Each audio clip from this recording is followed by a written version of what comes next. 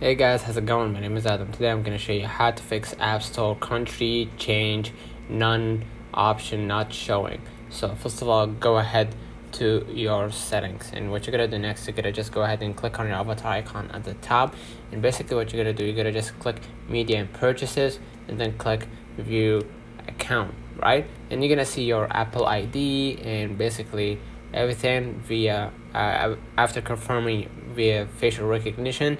And then basically you're gonna see right here country and region. Click on it and they will direct you to the App Store, and basically you're gonna see a pop-up window right here to change the country, or region, and then you're gonna be able to change the country to whatever country that you actually want, right?